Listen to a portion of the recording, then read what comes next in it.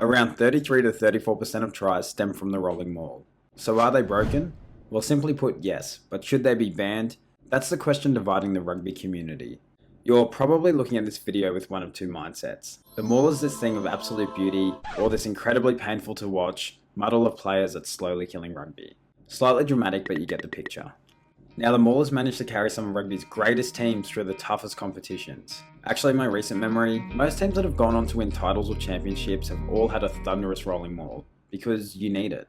There's really valid arguments for both sides of the fence, but for me it's quite simple. The maul should stick around. Now, there's reasons why I say this, but firstly I wanted to test the impact of the rolling maul on myself as a fan. So I forced myself to watch Super Rugby on the weekend, and what I found was truly interesting.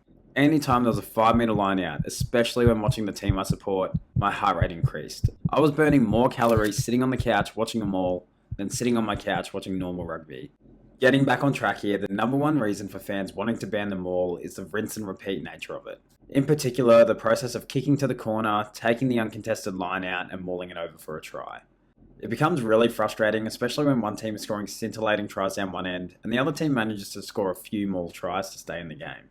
But it really is a catch-22. When you think about it, if you take the rolling maul away as an option, almost every team would settle for 3 points when given a penalty. So which would you prefer? I definitely prefer what we see today, than a remake of the late 2000s which saw overloaded kicks at goal and a complete lack of tries, which really dried up the excitement of rugby for a period. Deliberate penalties were super popular during this time. It's kind of strange, when teams initially started kicking to the corner for penalties in the opposition half, there was a huge aura of excitement from fans everywhere. This method though has now become extremely popular and pretty successful for the good part of the last decade.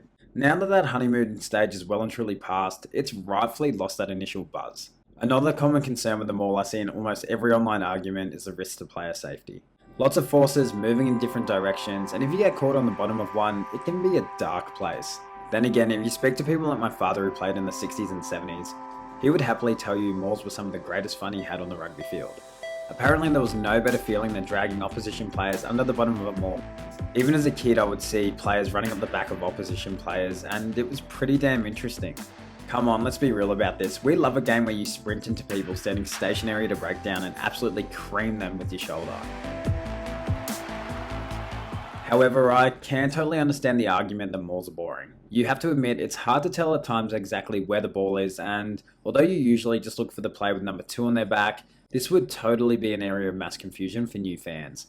To the untrained eye, it must look like players entering from anywhere with different techniques, swimming along the edges, wrestling through the middle, screaming at their forwards to drive. I absolutely understand how this can be boring for some. On the flip side though, if you're a piggy, you probably understand the dark arts to a rolling maul. Every single movement a player makes in the maul adds to the equation of whether it will continue to move positively or negatively.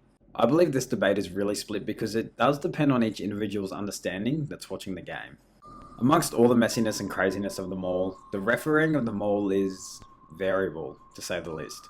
The inconsistency and obstruction throughout a game is forever being tested. And it really is the only one time in a game of rugby where you can use teammates to shield you from the defending team. And even trying to stop a rolling maul by bringing it down results in a penalty. To be fair, it's difficult to counter these arguments because refereeing across all of rugby really depends on interpretations and what the ref is seeing at the time. Close to the try line, it really does kill the battle of possession that makes rugby unique, because mauls have developed into one of our game's biggest attacking weapons. And competing in a line out is just too risky. If you go up and don't get the ball, you're starting the maul with 2 or 3 players out of the game, which is a severe disadvantage that's almost impossible to recover from. Teams just can't afford to give the opposition a chance in their red zone anymore, which actually leads to less deliberate penalties in the game these days and more tries being scored in other ways, if that makes sense. Mauls look like such an easy way to score tries, but in my opinion it's a hell of a lot harder than how it looks on TV at the professional level. I'm sure as many of you rugby lovers know, there's a ton of skills, strategies and outright shenanigans happening in that cluster, which is why only a few teams manage to perfect the maul. A good maul is the peak of chemistry for a forward pack. It encompasses everything that rugby union is about: teamwork, strategy and contesting. The skill is hard and it should be rewarded.